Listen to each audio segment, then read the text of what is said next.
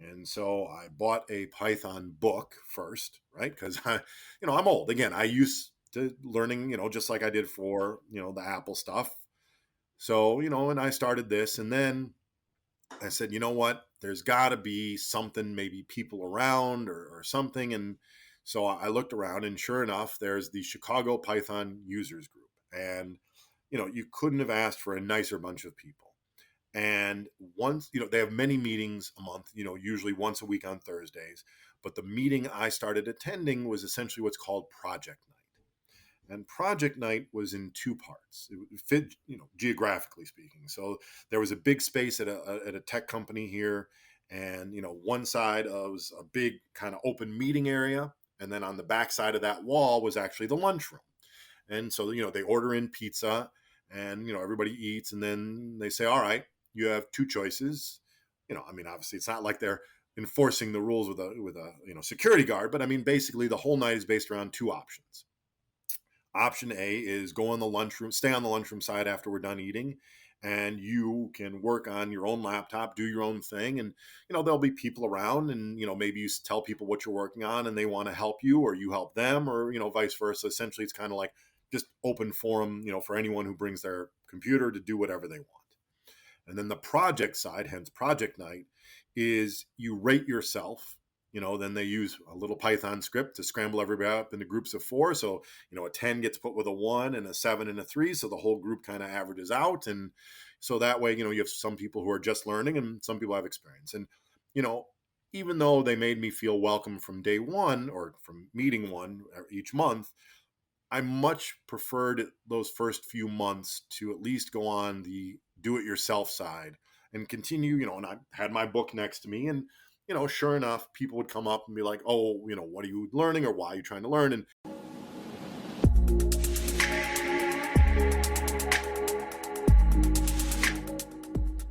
This episode of Ken's Nearest Neighbors is powered by Z by HP, HP's high compute, workstation grade line of products and solutions.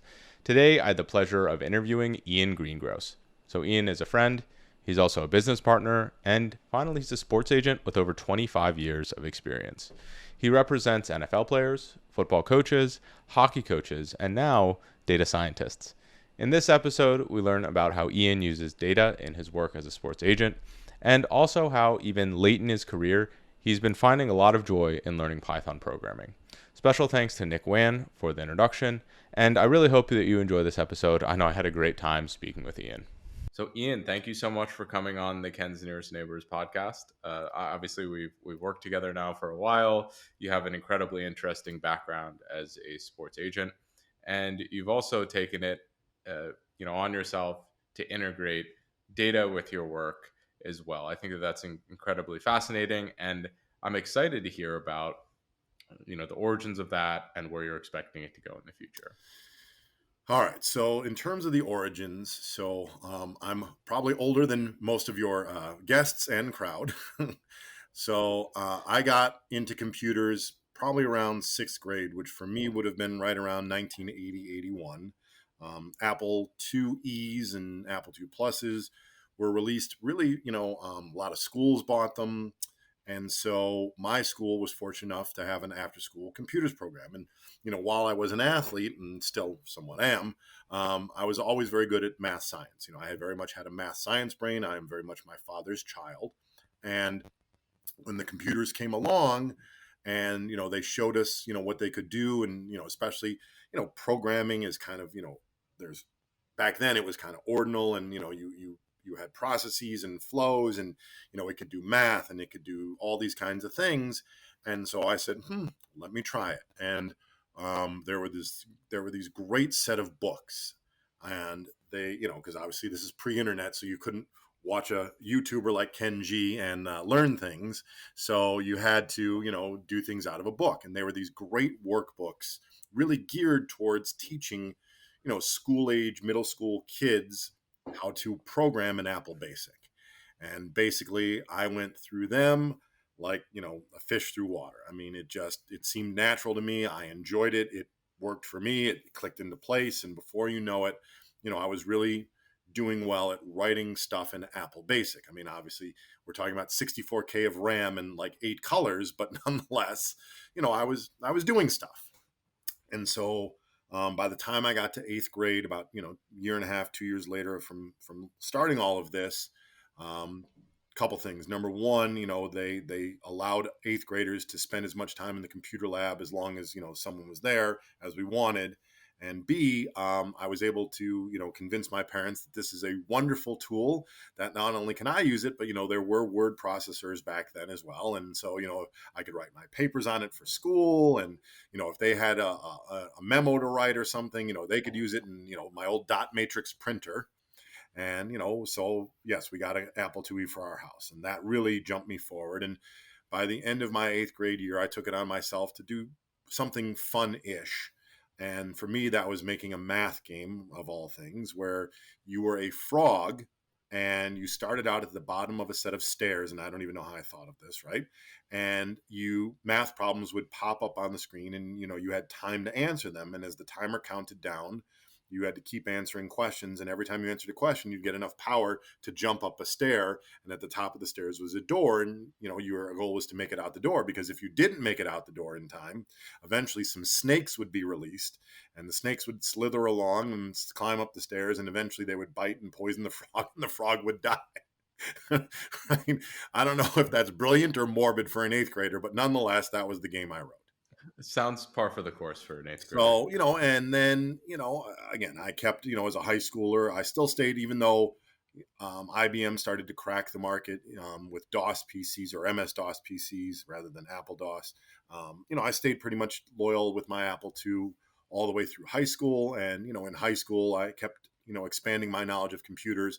I learned Pascal, which, right, again, no one seems to even know exists anymore, but it did, and I learned it. And then, just again, knowing how well I knew this, my junior year of high school, our high school in its eternal wisdom decided that people should become computer literate. And so they had a mandatory learn computers class. Wasn't for a grade or anything. It was more like, we need to teach you this so you'll learn it. And so I show up the first day and, I see what the curriculum is. And I said to the instructor, I said, is there a final exam for this thing? And he said, sure. He said, if you can write a program that plays craps, you're done. I said, okay. Sat down. About 20 minutes later, I said, I'm done. He's like, you're done? I said, I'm done. Comes over, and I'm like, go ahead and play. And he played it. He's like, yeah, you're done. And that was, so, I really kept, and I kept, it was fun. I even taught it to do my, and again, being a math science person, this will be no surprise to anyone. My senior year of high school, I took the 2 hardest math classes available in my high school at the same time. I was the first person in the history of my high school to do it. And so, some of it, you had to do some calculus graphing and so on and so forth. And I taught my Apple because, back then, you didn't really think about like 0, 0, as it kind of still is the upper corner, right? So I had to reset 0, 0 to the middle of the screen in order to graph it correctly and so on. And I came to school with it, and my math teacher was like, well, if you could teach the computer to do it, then you're fine. So, I really kind of kept up with it. And then, I got to college, and I was in the School of Business, because the School of Business is where, I think there probably was a computer science major. I'm not entirely certain. But, I also wanted some business side of it too, because I was fortunate, given my computer experience, I had a couple of quote unquote real summer jobs where I worked for accounting firms on their consulting side. And, I converted a book binders, like, company that actually bound books. I converted their sales and invoicing system, which was written in IBM, General Basic, to back then the big database programs were DBase4 and Paradox, and each of them had their own scripting language, almost like a light version of SQL in a certain sense, but directly related to the databases themselves, because they were relational databases. So you could query from one table to another rather than a flat file database. And so, I had a couple of summer jobs, and I realized, look, that was probably going to be my focus in life. So I was in the School of Business, and I was what was called back then an information sciences major. And so again, I still kept programming. I wrote essentially a leads tracking system for a local pizza place where, again, they could take down the phone number, enter it, and start building a database. Because why send someone who orders a pizza a week a discount for 50%? They're already ordering. Send them a discount for 20%, or maybe build even a customer loyalty thing. And I wrote that in Paradox, and I kind of kept at it. And they made us learn COBOL, by the way. So, when all the banks had to convert, I probably could have cleaned up there if I'd really paid attention. But COBOL to me was so basic compared to even what DBase4 and Paradox offered as relational databases. Let's just say I learned COBOL, but if you asked me even one command right now, I probably couldn't recall it. Whereas if you asked me to break out an Apple IIe emulator, I could probably rewrite the frog game in a couple days. So I stuck with it. And then as I got to graduation, back then, all of the, and it's funny because I do love programming, but all the jobs, and back then, you really didn't do a whole lot of customer facing stuff the first couple of years. And I had, in a sense, paid my dues by working those summers, and a couple of them for some major firms. And I said, I just don't know if this is really what I want to do. I think I may need to look at something else. And going to law school, it always kind of fascinated me. And as you've come to know me, and your audience probably will, by me going on this 10-minute diatribe, which isn't even halfway over yet, I'm not exactly a shy human being, right? So I knew that I could be a lawyer, whether it was someone, a litigator or someone in a courtroom. I'm not shy. Or even if it was doing business deals, or maybe even computer law or something, because again, we're talking, this is 1992. So I went to law school, and funny enough, I didn't even think about, so you've mentioned I'm a sports agent, and we're going to delve into that a little more soon, but I didn't even think about being a sports agent when I first went to law school, to tell you the truth. I had played hockey. So as an undergrad, I mentioned, maybe I went to Boston University. And so when I was there, I mentioned I was a little bit of an athlete. I was like the fifth string goalie for the varsity hockey team. Basically, my biggest contribution to the hockey team was my grade point average. But nonetheless, I skated, every day at practice, or at least, for 2 of the 4 years, at least. I went to practice, and, I played with guys who, are almost Hall of Famers, and, some of them have scored 500 goals in the NHL and so on. But, I knew my athletic career was coming to an end the moment college was coming to an end. So again, I thought about a lot of these things, and, here I am at law school, and I go out to dinner one night at law school with a friend of mine who, went somewhere else. And one of his, and he's a couple years older.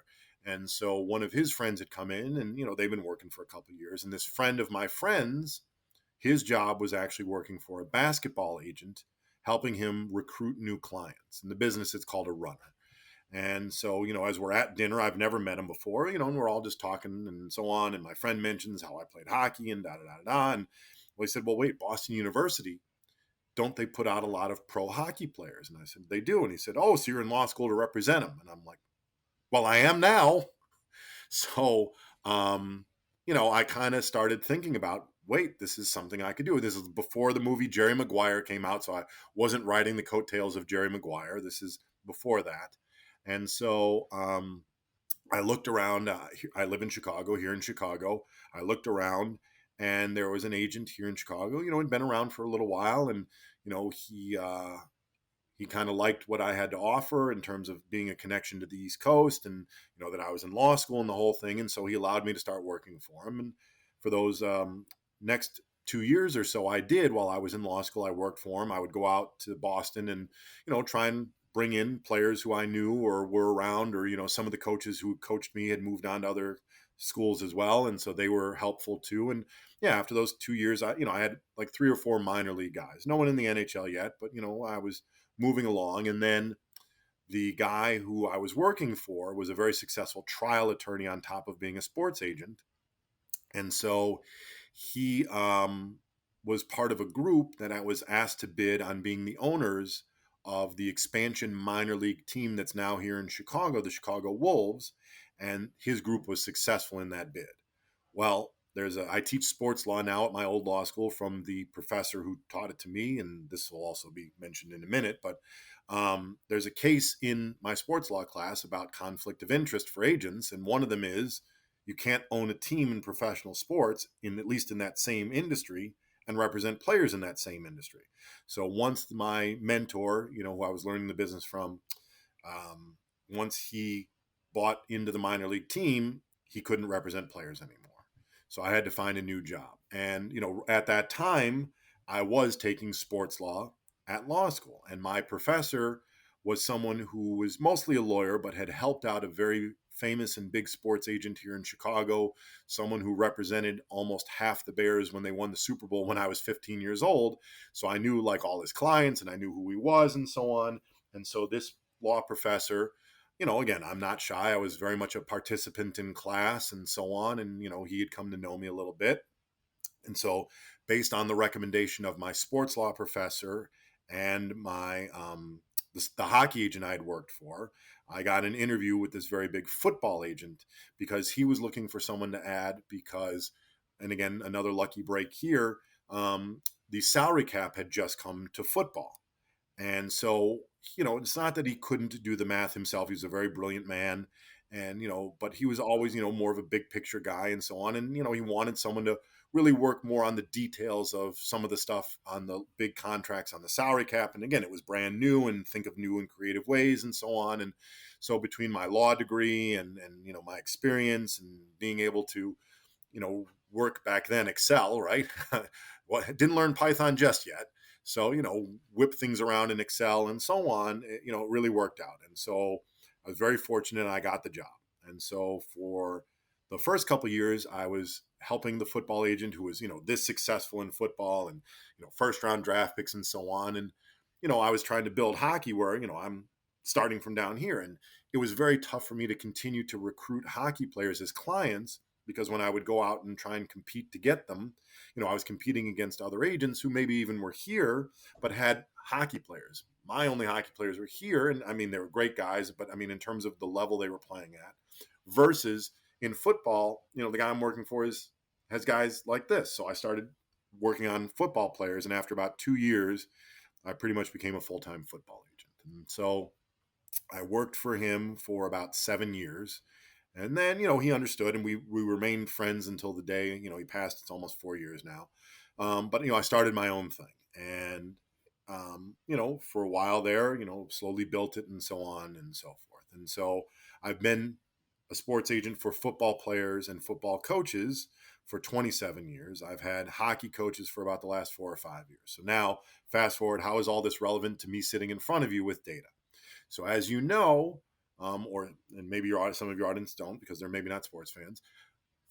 All the big sports here in America, football, baseball, basketball, hockey, soccer, all of them, or football, depending on where you're from, have all over the last, to varying degrees and varying start times, but at least over the last 10 years or so, very much moved into using what they call analytics or data science, really, to help evaluate everything they do to help them win games, whether it's figuring out the best time to use your timeouts in certain situations, to player performance, to trying to predict, who should we draft based on their performance, because, there's no standardized level that everyone's competing at, whether it's college or in hockey, whether it's Europe and the, the Canadian leagues and the American leagues. So, I mean, there's a lot of variance there. So they started, very much using a lot of these things. And, Twitter can be both good and bad. But the good part for me was, I could see very publicly a lot of people on Twitter would publish their stuff, not from the teams directly, but, people who were also much, who were data scientists, people as smart as you and, who have as much experience as you would very much publicly publish a lot of their stuff. And, I understood it. I mean, it wasn't so much that I was, at least at that moment, thinking about trying to do it, which will lead into the whole Python thing in a minute. But it was very much where I was like, yeah, I know what they're talking about here. I see, I get expected value, or I understand, this, or I understand, this analysis they did through regression and so on and so forth. And I'm like, So it's almost probably going on, call it a good 4 years now. So about 4 years ago, I said, all right, somewhere way in the back here are all those programming skills I acquired, when I was starting, 10, 11 years old. And, the muscles haven't gone completely soft, hopefully. Let me see if I can, maybe find a way to do some of this myself, because I'm not going to keep up with an NFL team or a hockey team.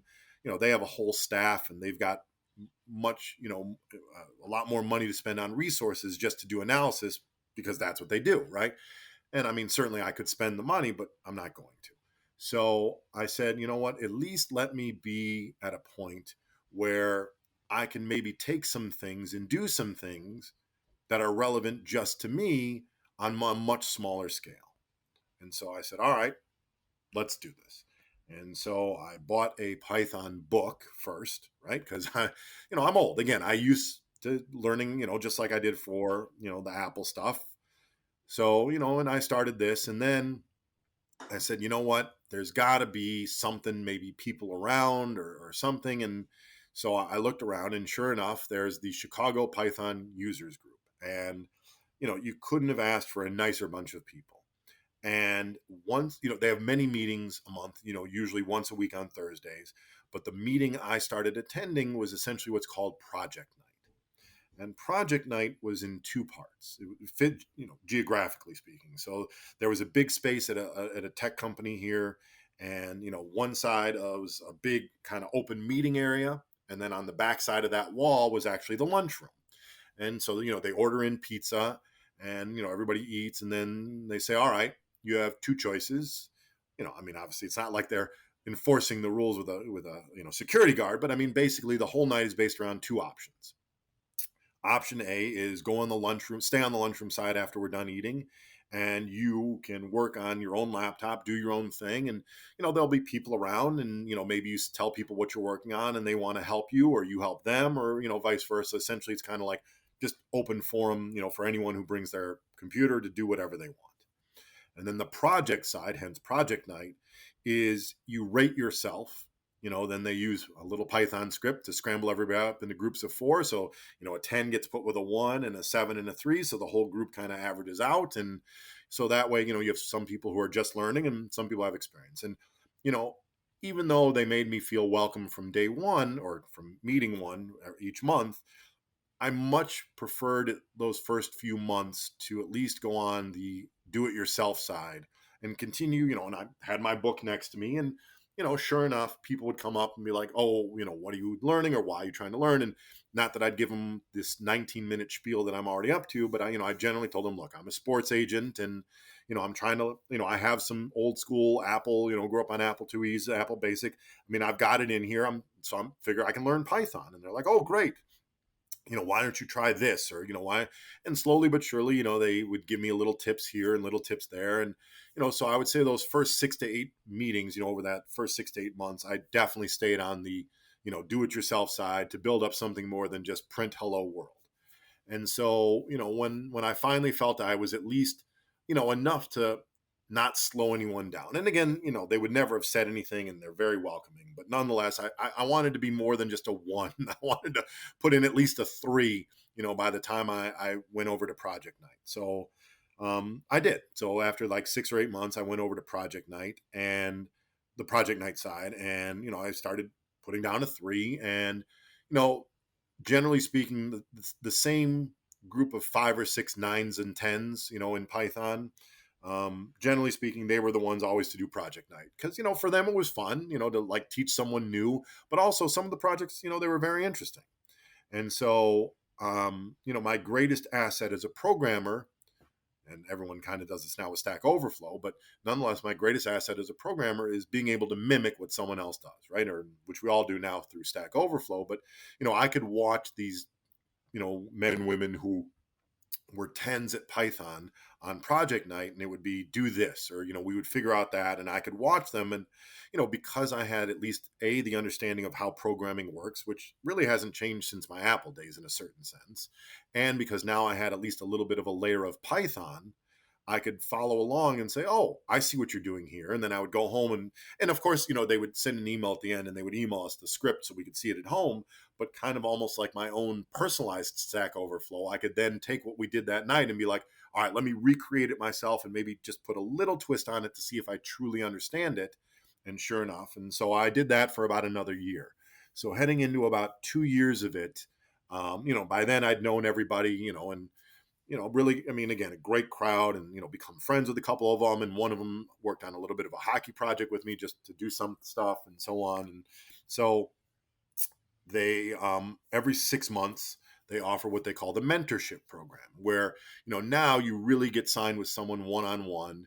You have a project idea, and they don't write it for you, but much like project night, they're like, well, wait, you're trying to accomplish this. Did you think about this thing here that works like this and does this thing? Try that. And so I submitted a project which was finally going to be something relevant to what I do. I wanted to use Python to predict a contract for a player who's been in the league for a few years. So someone who has 3 or 4 years of playing at the professional level is going to be due a new contract because their contract is coming to an end. And so therefore, based on their accumulated statistics across, many, so features now, right? Across many features, which ones are predictive and so on and so forth. And so, this really begins my Python journey to where I am now. So, first thing I had to do was, amass the data, clean it, and so on, which, funny enough, that was something I already kind of had down from my days of, doing Paradox and DBase, right? I mean, you still had to build your databases, you still had to have good data. I mean, just because, now we're in this much more technologically advanced stage, data is still data, right? I mean, if you have bad data, it doesn't work whether it's 1987 or, 2022. So that Yeah, was kind of the easy. before we get into the specifics of the project, I definitely want to highlight something real quick is the sort of community aspect of the Python meetup that you're describing. I think so many people they're looking in the wrong places for mentorship. They're reaching out to people on LinkedIn, they're talking to people all over the place. And those people maybe aren't in a position to be mentors. Maybe someone at Meta, someone at Google, they're working really hard. They don't have time to be able to mentor in a specific way. But if you're going to meetups that have a built-in mentorship component, all of the people there who are those nines and tens in Python that you described, they're looking to be mentors. And it's a really good kind of synergistic thing for both the person who's interested in learning as well as the people who are teaching because they are interested in doing that. I think going out and necessarily finding the person that you think is the perfect mentor for you might not be the best approach because they might not have the time or the specific know-how or the interest in mentoring you specifically. So I really liked that construct. I also really liked how you went about finding it. You're like, okay, I found this meetup. This is what we're going forward. And obviously it seems to have worked out for you. Yeah, well, right. I mean, I'll finish that in a minute. But yeah, but here, you know what? As you said it, and you spoke the words, right? You said it in a much more eloquent way than I did. In a sense, those 9 and 10s who are staying on project night, and again, it's not because they're staying there. Yes, the project is fun, but they also know that, right? They're gonna be teaching people. I mean, like, funny enough, there are two guys named Ray. There's a guy named Zax. I mean, all of these. They stayed on the project side. Sure, they wanted to do the project, but also because they were dying to help me. I mean, it was a great point you just made, right? I mean, and so yes, through Meetup, and I know there's one in funny enough in San Francisco, of course, because somehow I accidentally clicked on that one once, and so I still get the Meetup notices for that one. But yeah, um, right? Someone on LinkedIn, I wouldn't have even thought of that to tell you the truth. But yeah, I mean, no, I just Well, I think that that's again becoming different era. increasingly I would never popular. think of. I mean, I reach out to people on LinkedIn all the time to get stuff done. I mean, you've come to know me. I'm not shy, and again, I'll reach out to anyone to help a client. But in the sense of like, I would never have thought like, hey, I want to learn Python. You're the lead programmer at Meta. Come teach me Python. I just wouldn't have thought of that. Yeah, well, exactly. I also think that there's a very neat element of the community that is open source, that's collaborative, but you have to go to the specific areas of the world or of the internet to access that. Someone on Stack Overflow, for example, if you ask a question, you might get absolutely flamed by people because maybe someone asked it before or whatever it might be. On the other hand, if you're in a more beginner focused community, you're in an area where it's expected that people don't have that much knowledge, that might be a really great teaching moment or a really good question that people can expand upon. And I think so many people are just looking in the wrong places for specific resources or interacting in the wrong places for specific resources, that if they just tweak that a little bit, maybe they were going to a beginner Python night or a place where there's these massive ranges of ability, they would have a lot more success rather than being discouraged by being shot down in a couple specific, not as welcoming communities. Yeah, I mean, there's certainly for sure that. I mean, look, I know I was extremely, I've always kind of gotten that right break, whether it's the career or everything else. And I mean, I feel very fortunate that there was this kind of community here in Chicago, because yeah, I mean, would I have learned it out of the book? Maybe. I'm not saying I absolutely would have, but having that people and just like again, seeing like, so there's the one Ray who actually I became closest to and kind of did a little bit of a hockey thing with me. I mean, just again, he just sits there and he'll like I could message him on Slack and be like, "Hey, wait, how do I do this?" And he'd be like, just I mean, and I know at the other end he's smiling while he's typing it rather than being like, "Ian, come on, buddy, dear Lord." He just you just got that feel and it just yeah, I mean, that encouragement definitely helped me get to, and again, I'm probably still only a 5, but nonetheless, it definitely made that leap from 3 to 5, much more encouraging and certainly kept me going to make sure I made it from 3 to 5. And That's awesome. so getting back to the project then, so circling back, so I had a mentor and he was great. And, again, he didn't spoon feed it to me. He made me think about it. Now, certainly he pointed out things that there was no way I knew they existed in a certain sense, kind of like, and your audience will appreciate this. Like you pointed out Streamlit the other day and how I've kind of started my path down Streamlit. I didn't know it existed because, again, I'm not really searching for Streamlit. So, he would suggest, so first, I got the data and I cleaned it. And then he's like, all right, well, what methods do you know? And I'm like, obviously I know linear regression and a few things, but, I haven't really done any, big models, whether, from Matplotlib or, whether it's Seaborn or any of that stuff. I mean, I've never used any of it really. And so he's like, well, now's your time. So, he said, well, look, what do you know? Start with what you know. So, of course, I did some linear regression and, there's just, it's not linear, it's when I tell you what it finally comes to, which of course will be very, you already know, which will make it very nice tie into this whole thing in a moment. But, but he said, all right, well, why don't you do some principal component analysis? And I'm like, principal component analysis? And he's like, look it up. And I said, okay, I'll look it up. And, again, and he nudged me in the right direction. So I looked up principal component analysis, figured out how to do that. Okay, so now maybe these features are more important and so on and so forth. And, eventually we went through, a whole bunch of different stuff. I didn't get too far in terms of like XGBoost or random forest. That was a little bit above my pay grade at the time. This episode is brought to you by Z by HP, HP's high compute, workstation grade line of products and solutions. Z is specifically made for high performance data science solutions, and I personally use the ZBook Studio and the Z4 workstation. I really love that Z workstations can come standard with Linux, and they can be configured with the data science software stack. With the software stack, you can get right to work doing data science on day one without the overhead of having to completely reconfigure your new machine. Now back to our show. But as it turns out, what do I do in the real world? Because I'll do the big reveal. I'll bring out, as I say in my sports law class, I'll bring out Jaws in a minute. Won't get to the third act just yet. So in the real world, when you're negotiating for a veteran player for his new contract, what do you do? Well, you compare the players who are most similar to that player, right? And you do it on a few different data points. What does that generally sound like? It sounds like KNN. And sure enough, KNN was the most predictive in terms of the result of, from the data we already had. Clearly, I've got years of data of players whose contract have expired and have gotten their new deals, some more recent than others. So we held back the most recent ones to see if it kind of kept up with the Joneses in a sense. And so, ran it through, did the test data, then ran through and, sent it through. And sure enough, KNN was fairly predictive. And I'm like, of course it is. I should have thought of this right off the tip because that's exactly how you do it in the real world. My player kind of has these statistics over here and this kind of player meshes over here on the graph. And and of course, that's exactly what you do in the real world. I just never thought of it as KNN until I thought of it as KNN. And and then once I did that, I was kind of off and running. I mean, now I know pandas, I know, all of these things. My weakest point once I was done and the world shut down was, doing things, that were browser ready, whether it was through, Django or Flask or anything like that.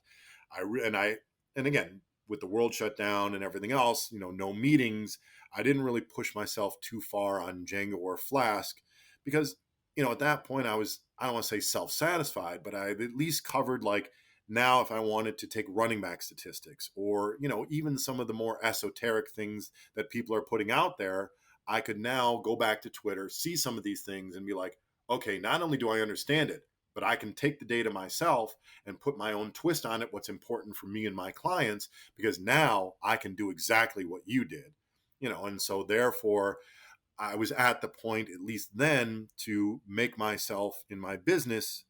Sorry, not make my.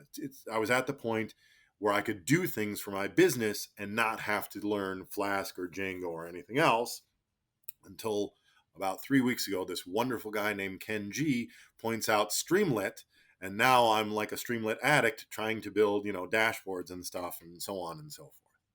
And so that Well, is pretty much, sorry, I was just going to finish. That pretty much no, no, sums go up ahead. my Python journey. And as long as we've mentioned the Chicago Python Users Group, that is the Chicago flag. And instead of stars, it's Python. All right. So if anyone is in Chicago, definitely check out that group. I don't know if they're doing live meetings up and running Yeah, you again, know what? but The last time I checked, and not to interrupt, the last time I checked, because I want to go back to the live meetings. The last time I checked was about 3 months ago, and I don't think they were live yet. Still, I haven't. I have been remiss a little bit these last few months. I have not checked probably in the last 3 months, but as of 3 months ago, they were not. well, as people find out, you've been very busy the last 3 months. Yeah, So well, we're about to get to that, right? yeah, I mean, one thing I just really wanted to highlight was the quality of mentorship that you were given. Oh, it was unbelievable. I think that that's a really important thing, is making people work for themselves or providing feedback. A lot of people, when they hear mentorship, they're just expecting someone to tell them what to do, to give a roadmap to do whatever that might be. And that's exactly how bad mentorship works. And that's exactly how mentorship shouldn't work. Mentorship should be you coming to the other person with well thought out ideas and bouncing them off the other person, or the just as you described, the other person coming to you with something that was outside of your sphere of reference and allowing you to experiment with it on your own. I mean, the Streamlit example, I'm not your mentor in any way, shape, or form, Well, I but have watched the the first 30 minutes of your video. I'm still stuck at 30 minutes. but the I think the idea that is the exact same, though, is that I shared to you this platform that I really enjoy, that I think is very useful, and you took it on yourself to go and explore that, right? And that's again how I believe that mentorship equation should work, is that this person who I'm working with, maybe I come to them and I say, hey, this is what I built, these are the two directions in which I'm planning to go or I'm thinking about going. How would you approach it? How do you think I could improve on that thought process? And they say, okay, based on the feedback and all the work you've done, this is what I would approach, or this is what I would try. And then you can go ahead and implement a lot of these things on your own. I think that that's so important, that nobody knows all the correct answers. Even these people that you describe as tens in Python, they're still, with coding, a variety of different ways to do the same one thing. Even with data science, it's even more. And just giving people feedback, and like iterative feedback, enough to maybe unstuck them just a little bit, is what I see the role of the mentor being, rather than the other way around. Because if you're thinking about anyone you'd want to be your mentor, I would expect they have time commitments, right? They have things that they're doing. The way that I just described mentorship is something that is reasonable for both parties. I mean, in another version where they're doing everything for you, that's completely invasive on their own time as well. And I love just the case study that you gave there, and how that worked for you. I think that that can work really well for other people. Yeah, well, I mean, look, in my mind, and again, I'm no expert by any means, but what we do with programming is we're solving puzzles, or a fancy way of saying solving problems, right? I mean, so I didn't want him to give me the answer in that sense of the word. I mean, sure, look, if I was 100% stuck and had no clue, then sure. I mean, at least give me something to go on. But I mean, if he could just say, look, here's what you need to do. And I'm like, all right, I'll figure out how to do it. I mean, it was much more self-satisfying to figure out how to do it myself, because two parts, I did it. And then the other part is I learned it, right? I mean, sure, you could, again, be spoon-fed, as you've well pointed out. But I think you just, if you've learned it for yourself, you're just going to be that much further ahead. Now, here, I had a whole different thing. I was much more, not in even necessarily business related, but I was, working with some data, and I was trying to figure out how to do something where I could iterate across a certain thing and the way it was structured. And I went to Zax, who is the Zax is kind of the head of the Chicago Python group. Him and the other Ray, not the Ray I became closest to, but I mean, I'm friendly with all of them. And so I said, you know what? I'm kind of stumped on this because this was outside of the mentorship project. This was something else entirely. And he said, the way this is structured, turn it this way. So instead of your table being, this, you could do it like this. And that's all he needed to tell me. I mean, he didn't need to, and sure, it solved my whole problem. I mean, again, he kind of spoon fed me the answer in a certain sense, but I mean, I was done. I mean, I had nowhere to go anymore. But yeah, I mean, certainly the way I learned from going to a 3 to a 5, it was much more self-satisfying to be like, yes, PCA, I'll figure it out. And if I couldn't, then he certainly would have, again, done kind of more of the Zax thing and been like, well, here's what you're missing. Why don't you try it this way? So you mentioned self-satisfied. I thought that was a really interesting concept. I mean, from the time when you were a kid, it seems like you were very interested in solving problems, and it's always been fun for you. And that concept has been fascinating to me. So a long time ago, I read Thomas Jefferson's biography. And when you look back in those times, there was nothing for people to do, right? They would read a lot, they would learn a bunch of languages. It was fascinating for them. Like the most interesting things they had to do at the time were learning and reading because that was some form of stimulation. I mean, now when was the learning crossword and reading invented? are boring. Oh, that's a good question. I don't know. When was it? I know I don't know because I mean here I do the cross, but I mean we talk like here I'm certainly my father's child. He, and not to interrupt your flow on Thomas Jefferson, he would do the crossword puzzle every morning. I mean, again, I'm old enough for printed newspapers, so and again I saw him do it, and I do it. I mean, I still do the crossword now. Obviously, I do it on a tablet, but I mean, I just still do the crossword every day, and I mean, solving puzzles. I mean, yes, I was kind of, one of my nicknames was kind of like the shell answer man, because like if I didn't know it, I loved to look it up. I always wanted to have the answer. I loved solving puzzles. Yeah, well, I mean that's the thing is that if we look back in history, learning a new language, writing 50 pages of documents, those were the puzzles of the time. Now we have all of this technology. I mean, why would a kid ever want to, sit down and read a book when they can play a video game? Just the level of stimulation that we have is so much greater. You look at what, when you were a kid first learning programming, that to you is comparable to a puzzle, right? That's Sure. the next most fun thing when video games don't exist. And it was exhilarating, right? And we've gotten to this point, I think, where we have such good options to occupy our time that the things that used to be very fun generationally, they're just boring in comparison to what we have. But that suggests to me that we can somehow convince ourselves or make any of these activities very fun if we change our mindset a little bit. I mean, that's been something for me in order to learn coding or learn any of these things. If I'm not someone that plays video games, if I was someone that plays video games, I'd probably think coding was pretty boring, right? Or Yeah. if I use different parts of my brain or whatever it might be, I think it's really yeah, as I've grown, I just look at the comparables that we have, and I keep thinking about how could anyone be so excited about reading or something like that when they could watch it, or we kind of creep up this chain of command. Um, how do you still keep it fun when you have such really exciting alternatives to coding and learning and doing Well, but whatever? here, all right. So as you know, but I'll tell the world, I have 6-year-old twin boys, and they love to invade my office because, again, being a sports agent, as you can see, there's lots of fun stuff in here, and of course, there's a TV right off screen here. And so I can watch my clients, whether it's football on Sundays, not so much in my office on football on Sundays, but hockey during the week or a Thursday night football game or whatever, I might be in my office. And they started invading my office. And so, funny enough, you talk about video games, I did have an Intellivision set, which was Atari's competitor. I got that before I got my Apple II, so I did have video games before I started programming. Nevertheless, 8-bit games, but nonetheless, plugged into that TV to keep my sons occupied in case I need to do some real work and something important is a retro Intellivision, right? And of course, they love playing video games. They want to play games on my phone. They want to play games on television. But when I've told them, hey, you know what? Let's do a little bit of coding. And, they've gotten a little bit of this at school, but not like Python or anything. But I've sat them on my lap and I said, all right, this is Python.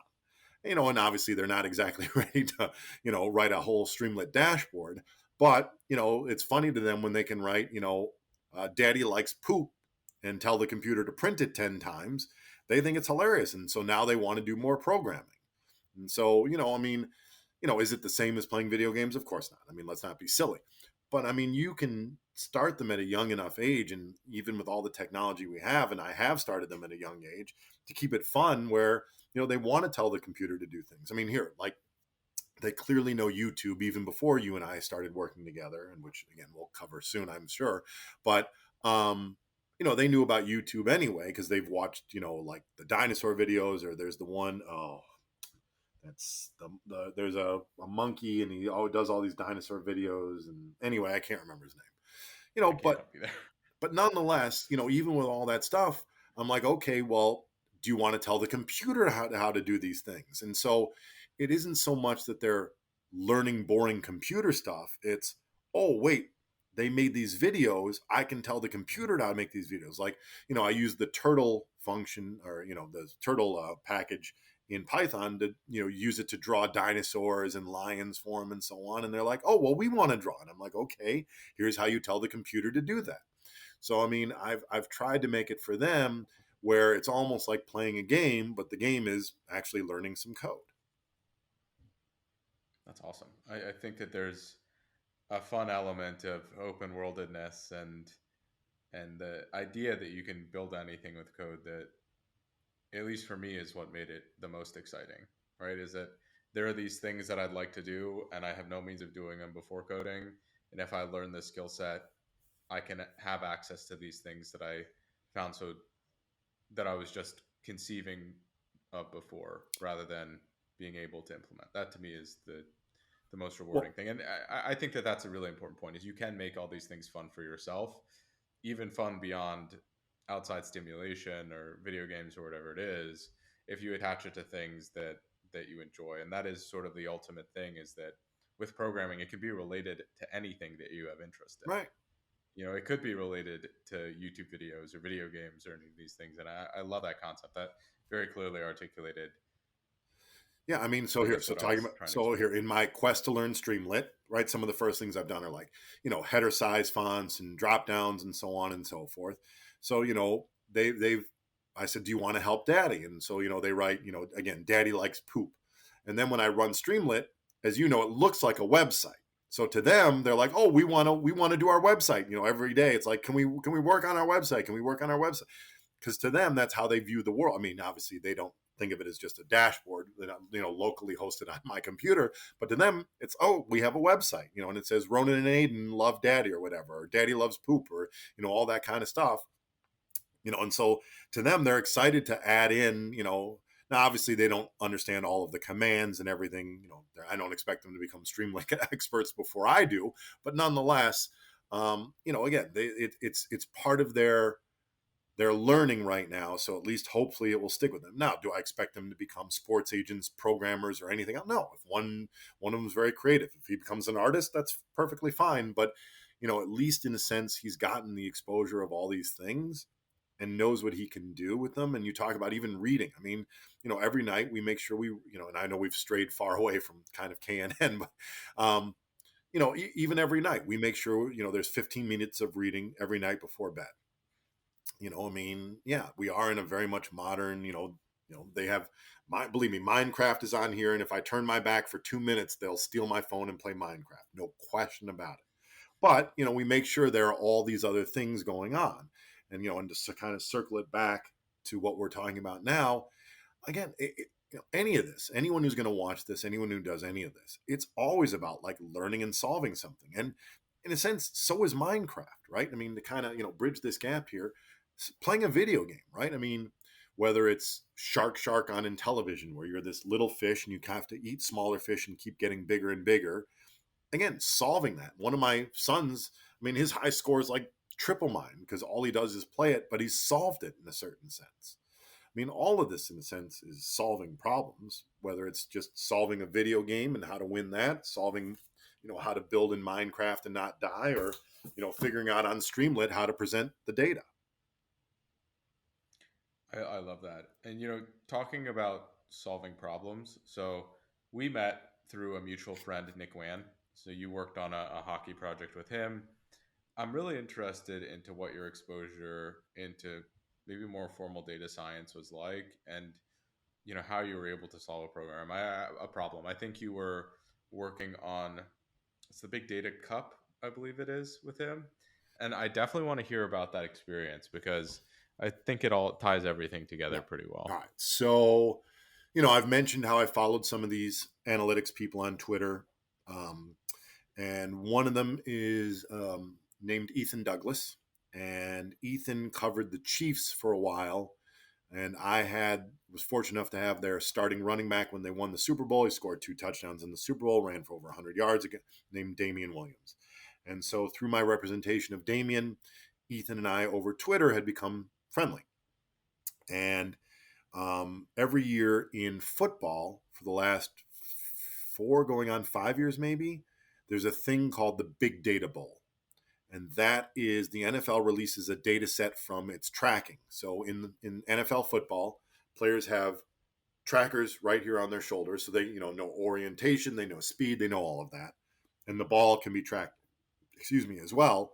And so the NFL releases a data set around a specific type of play. Pass plays over 20 yards, or it was punting plays, or so on and so forth. And, they release it on Kaggle, and there's competitions to see who can come up with the most predictive, measurements and analysis based on the data set they've released. And the winners from the like 3 or 4 winning teams every year, a lot of them get hired to NFL teams or to companies that provide data or do analysis and so on. And so in hockey, they just had their second one. So we were part of the first one. So 2 years ago, Ethan, well, I guess technically 15 months ago, Ethan Douglas came to me and said, "Hey, I know you've got some Python skills. Do you want to enter the Big Data Cup?" Hence the Stanley Cup, Big Data Cup. So I said, "Sure." I said, "But remember, my Python's about, it's not here anymore. It's probably about, here. And we're going to be competing against people who are here." And he said, "Not to worry. I'm going to add some people." So he added 2 people. One is a man named Sean Clement. Sean is in the military, but he's allowed to work part time outside, and he is very good at data science. He is here, and he works for some NFL teams on a consulting basis, so he was eligible to do the hockey data contest. And then, as you mentioned, Nick Wan. So the last person, the 4th person added to our group was Nick Wan. So 2 things about that. Number one, Nick, as you know, does a Twitch stream where he'll hop on Twitch, pull up a Jupyter notebook, and just start programming in Python, analyzing generally sports related data, because Nick does work for the Cincinnati Reds, so he doesn't do baseball data, but he's done even like League of Legends, like, the professional League of Legends or the Overwatch League. He'll analyze that, or sometimes he'll do basketball or whatever it is. And I, funny enough, had watched Nick's stream because of his relation within the sports community. I had seen him on Twitter, and I'm like, oh, let me check out his stream. And so the 4 of us started together on a paper and again, Nick is also up here on data science and Python. So the 3 of them are 10s or 9s and 10s, at least they would consider themselves. And, here I am, a 4.5, maybe at this point. And so, again, it was all remote because Sean was in Florida at that point. Nick's in Cincinnati. Ethan's in Kansas City, and, I'm in Chicago. And so you talk about, what did I learn and what was my experience? First we had to download the data and see what was there. And so then we had to decide, what were we going to try and do with the data? And our set of data was women's hockey data. And so what we took from the women's hockey data was we wanted to see if we could make an all-encompassing metric to evaluate how good a player is. Goals are great, assists are great, and again, the hockey analytics community's come a long way, but we wanted to see if we could make one all-encompassing metric. So in terms of And an looking at the data, all-encompassing I'm sorry? metric. like a similar thing would be in baseball. You have like wins above replacement, and football you have. I'm not as good at football. Basketball, you'd have like player efficiency rating or Right. win share. Something Um, along those lines. yeah, And so, we looked at it, and we looked at the data, and I said, all right, let me, start doing a few things that I can do. And, I mean, I'd become pretty good at plotting, iterating through and sending a pandas database through to plot out, the rows of data. And, so like I plotted out passes that lead to shots that lead to goals and so on, and things to kind of see like, are we down the right track? Whereas, the rest of the conversation, so out of like an hour, that would take like 5 minutes. And our rest of our hour Zoom meetings, that we would have every few days, Nick and Ethan and Sean would be like, all right, should we use random forests or XG boost? And I would be like, yeah, this is pretty much where my knowledge ends. I mean, so, we kind of circle back to what I learned in a sense through the mentorship program. This was also like having, in a certain sense, a mentorship program. Because at least I had the domain knowledge for hockey, I could kind of see where this was going. And even if I didn't know how to do XG boost or how to do random forests or any of that other stuff, I could at least follow along and read their code and say, oh, I see what you did. I see what it spit out. I kind of get how this works, and so on. And, look, I didn't want to take too much of this to be Ian learns how to do what, Nick and Sean and Ethan know how to do. So I did that more on my own. And where we had our meetings, I provided much more of the domain knowledge. I'm like, is this meshing up to what I would expect to see as just a hockey person? And then does it mesh up to what we people quote unquote agree who are the best players? So, my biggest contributions, again, kind of joking back to when I was in, college, my GPA for the hockey team, here it was my hockey, instead of my GPA and my hockey was less, here my hockey was more and my, knowledge was less. But, look, I certainly, they carried me across the finish line. There's no question about that in terms of the data science portion. We would not have been an honorable mention paper if it was just me and Ethan, because, Ethan wouldn't have had the time to carry me like, three of them did at once. Did I contribute some stuff? Absolutely. They'll admit that too, at least, if they're under oath. But, you know, it was much more of, for me, almost a learning experience again, but with domain knowledge, kind of like it was one thing to learn very slowly, over a 5 month period in a certain sense at my own pace for me, for myself in the mentorship program. Whereas here we had a couple months, we had a deadline, we were submitting for other people. I didn't want to get in the way. And, not that they would have ever said I was, but, I let them do their thing. And so, Nick would come up with some great stuff, shoot it out, and like, here's the data set. And then I would be like, all right, let me see if there's something I can make out of this. But in terms of like running it back through and, do we have log loss? And I mean, I know that doesn't really apply, but I mean, I'm just saying, whatever it was, they did the heavy lifting on that part. But my two biggest contributions did make it in though. So we were Nick, Ian, Sean, and Ethan, NISE. So I decided we would be Team Nice Nice Baby. And our metric, to follow along with the Vanilla Ice reference, our metric was V Ice. So, nice. um, Hockey ice, I like right. So, nonetheless, that. but you talk about again learning by having other people, just being around, almost like a project night. This was a 2 month project night, with the same set of mentors in a certain sense. So once again, by taking where and again, I was certainly a 3.5, 4, maybe even a 4.5. I could watch what they did and continue to boost my learning by watching people much smarter than me. Yeah. Well, I love the project concept, and you said much smarter than you. I don't necessarily. I obviously don't think that's true. I After appreciate getting that. to I know mean, you, look, I'm paying them but compliments in that sense. I yeah, mean, I don't think that I'm dumb by any stretch of the imagination, but I mean, in the certain in here for what we were doing, they were far ahead of what I was doing.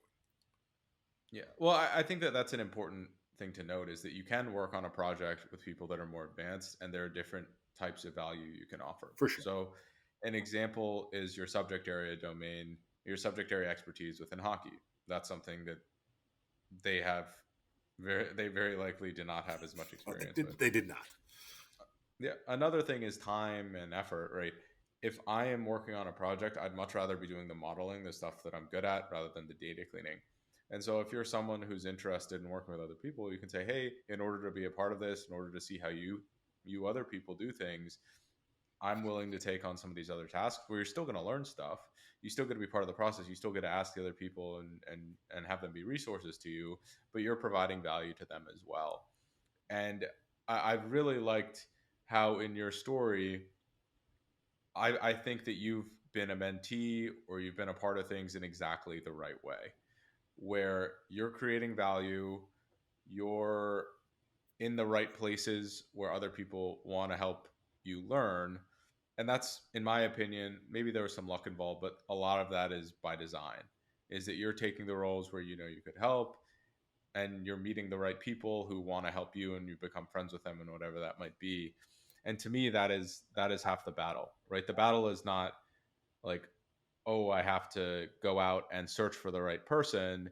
It's I have to put myself in the right positions and do the right things so that these people come into my lives or these opportunities come into my lives or I'm finding the right things. And that can be done through communities, it can be done through whatever it might be. But I really like how that's transpired for you because I think it takes a really thoughtful approach on your side, even though it might not have been 100% completely intended every one step of the way. No, well, but here, and first of all, thank you. But second of all, you're right. Here, as I constantly joke, I'm not shy, but that always leads to stuff, right? I mean, I'm not saying to be obnoxious, right? Don't send that person on LinkedIn 15 requests every 5 minutes to be your mentor. You're just going to get yourself blocked. But I mean, yes, and part of it also is the trade off, right? Even representing athletes where the people bend over backwards for them and so on. I never want something for nothing for my athletes as well. Not certainly personally, right? I'm not famous, I'm not anything.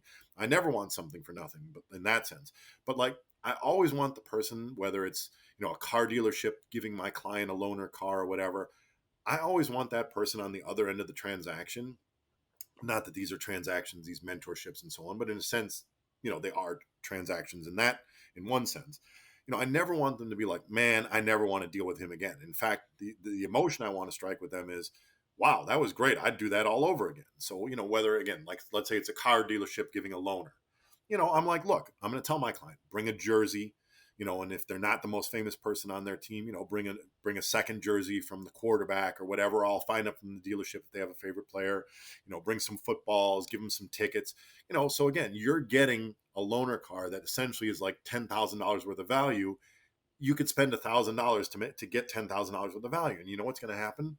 They're going to want to do the deal again next year because you've given them all this stuff. They're going to think this is the greatest thing. They're going to take a picture with you. That goes on the wall. The signed jerseys are going to go on the wall. The footballs are going to go in the case.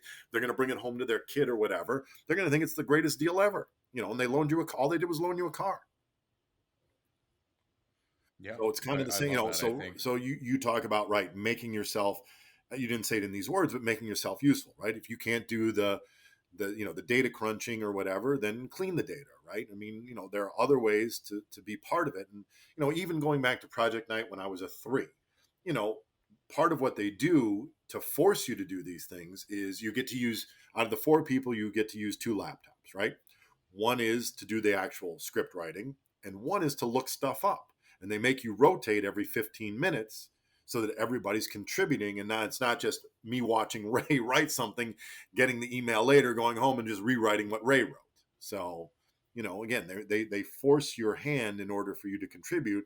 I mean, I would have done it anyway, but, yes, contributing takes on many forms. And right, I mean, the reason Ray and Zach's are willing to help me is because, again, I never made it feel like, oh, you're only giving to me. I wanted to give back to them as much as possible.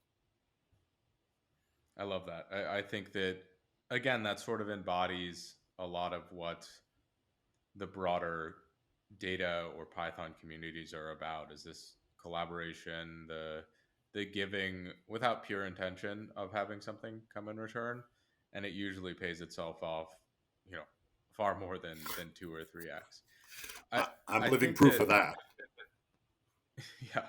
Well, I think that also leads us into how we got connected. So I guess not, I haven't been very public about it, but you, myself, and Tina Huang have created I guess it's an agency or a cohort for content creators.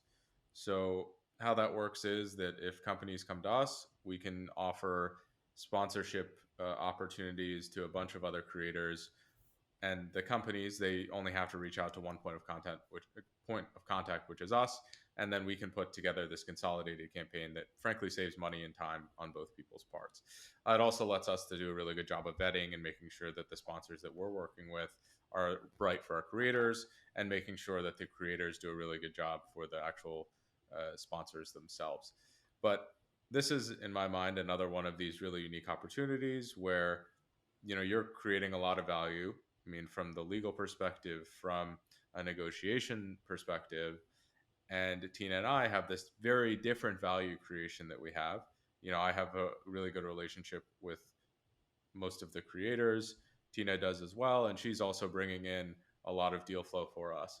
Um, can you speak about your experience of that? What have you learned about maybe this different domain of not athletes, more like uh, domain specific educators, and some of the things maybe that surprised you on that front?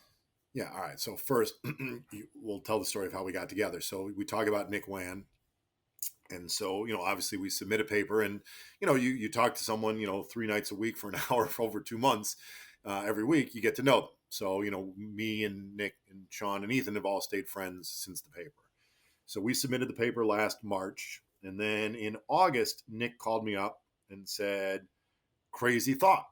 There's a company that wants to sponsor me on Twitch. Will you be my agent / attorney? I said, of course I will. And so, I look over the deal and let's just say because they are a manufacturer, if they're giving them product, it costs them about 10 cents on the dollar. And I said, this is criminally low, as Nick recalls the conversation. I said, you need to ask for about like 3 times what they're giving you, and you need to clarify about 16 paragraphs. This thing is written like, clearly their lawyer wrote it for them without any consideration for the fact of what you're going to do. And I mean, no offense to them, but, they didn't take the time to be like, oh, well, maybe there are a few things we should throw in there. And he's like, wait, you're sure I should send them all of this? And I'm like, yes, trust me on this. Copy and paste, send him exactly this. He's like, all right. And so, like 2 days later, he called me back. I'm like, am I fired? He said, nope, you were right. They agreed to pretty much everything. And they changed, how much they're going to give me. They changed this, they changed that. I said, thank you very much. I said, look, again, you carried me across the line. I'm more than happy to do it. And again, all stay friends and da da da da. And then in early December of 2021, just last year, Nick calls me up and says, all right, crazy idea number 2. I said, all right, shoot. And he said, I have a good friend, Ken G. And he said, Ken has this great idea of there's this whole space of educators, educational content creators. Can't even say my own business, right? Educational content creators. That are out there that, they do all these videos and teach people Python and SQL and R and so on and data science. And he said, they get offers all the time, kind of like I did. He wants to kind of put it together where, he can help all of them. Was that something you're interested in? I said, absolutely.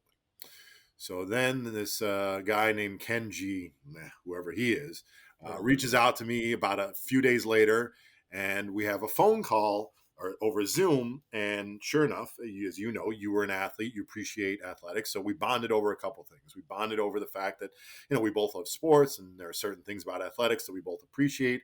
We bonded over the fact that I, at least not just a lawyer and an agent, but as we've now well discussed, I'm a lawyer and an agent who knows this much Python. And so you said to me, do you really want to do this? And I said, absolutely. Because, whether I'm, a sports agent or whether I still play hockey myself, there's that still part of me that's close to my heart of, that kid who got the Apple IIe and the bug bit him and has been there ever since. And so, you said, let's do it. And, here we are 5 months later. So what have I learned in those 5, going on 6 months now, I guess, really, because we started just after the first. So I've learned in those 6 months that it's not just people who make these videos and, oh, here's a video about R and here's a video about Python and so on. What I've learned is, there's different strategies and different types of content creation to do these videos. There are people who are really good at doing what we now I've learned called tutorials, right? Where they can say, all right, kind of like yours on Streamlit. We're going to take this package called Streamlit. I'm going to run you through a whole thing. And by the end of this video, you're going to be pretty good on Streamlit. And there are people who do that really, really well. And then on the flip side, there are people who don't. But there are people who then, in terms of, doing the things that they do where they're much more, they do demonstrations or they do integrations or they do all kinds of things. And, first of all, I didn't even really think about this world. I mean, again, way I grew up, I never thought of like going to YouTube and watching a video, even though I've done it for like small mechanical things because I'm a little bit handy around the house. But I never really thought about doing it for, education on data science or all the other topics that, our creators cover. Never really thought about it, first of all, even in the first place. But, now having come to learn it, I see that, it's not so easy. You don't just sit on the computer. You don't just say, oh, I'm going to do this project, film yourself doing it, and that's the end of it. I have a great saying kind of like for my clients, but it also applies here. People, only see the stakes. They have no idea how you have to slaughter the cows, right? I mean, there's so much that goes into making these videos. And I'm not talking about, oh, you got a sponsor and you need to include them and so on. The thought and the creativity that goes into this, it's almost like mini Hollywood productions, in terms of how these creators come up with, okay, I need to say this, or I need to model this, or you know what? I kind of need to, there's been, I don't want to say so much action shots, but it's not always just someone sitting in a computer, and the level of creativity, when you're talking about programming, you'd think, oh, well, these are just, print hello world, load pandas into, it's not boring. I mean, it's not just sit there and like, oh my God, I'm dying over here. These things are well thought out, well reasoned, well produced, I mean, it's just, there's so much that goes on that I never would have even thought about. And again, it's like a mini Hollywood production. Yes, it's not exactly a, Sylvester Stallone blockbuster, but I mean, it's not just some guy hooked his camera up to his computer, wrote a few lines of code, put it out there in the world for everyone to learn. And so, the talents of our creators across the board, and again, it's not always YouTubers. I mean, we have LinkedIn people and so on, and, the way they write their posts and so on, and just all of the creativity behind it. It's funny. You'd think, the stereotype of the computer person's, right? Some bookish person sitting at a computer, typing away and, never sees sunlight.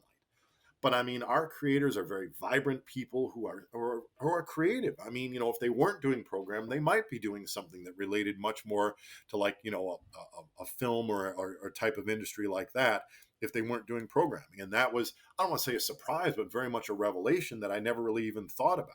So, it's really two parts. It's really, the creativity of our creators is just, again, something that I just never even thought about or knew of.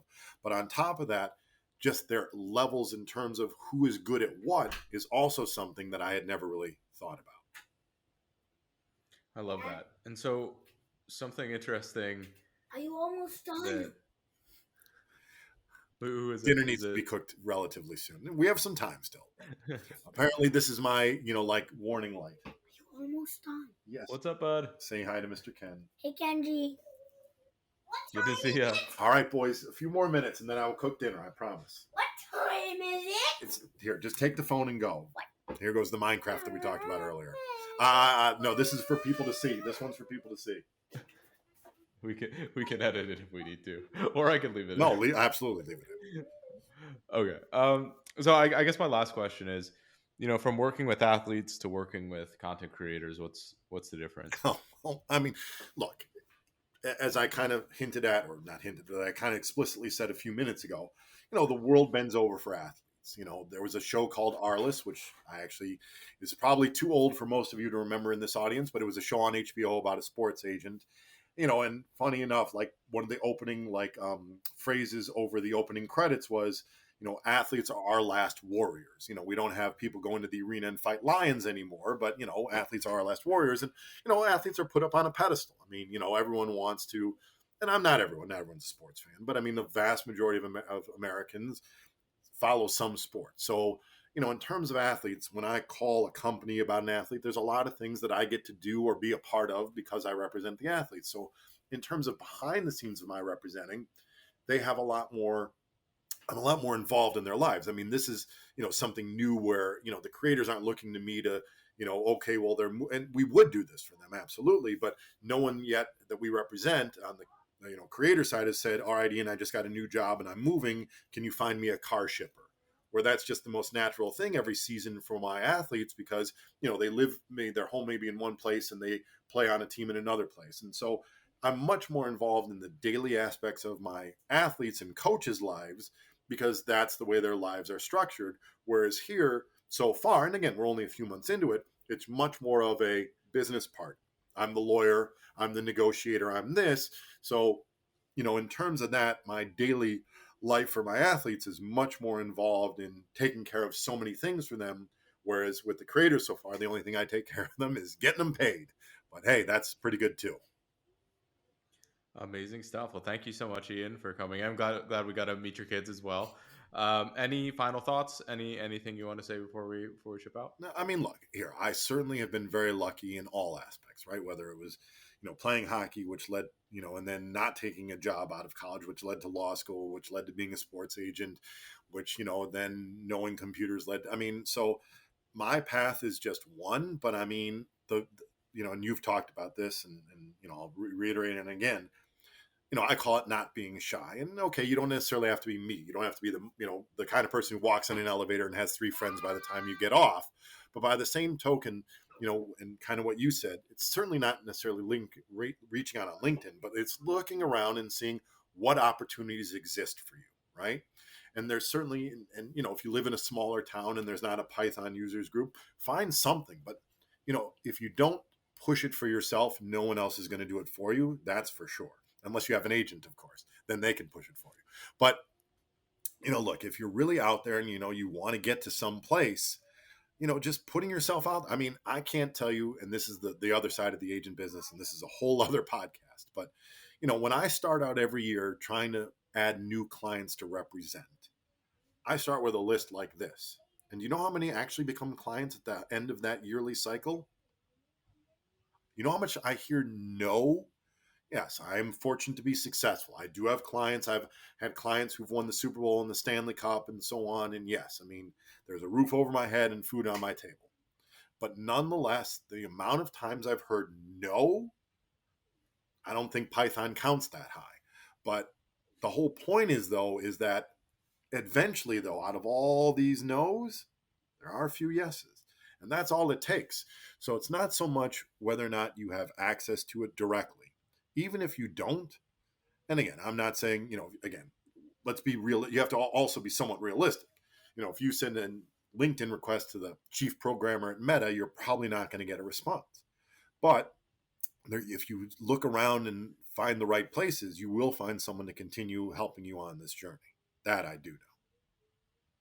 I love it. Thank you so much, Ian. I'm sure we'll talk like sometime next week, but it was awesome to have you in. And until next time, go get dinner with your family.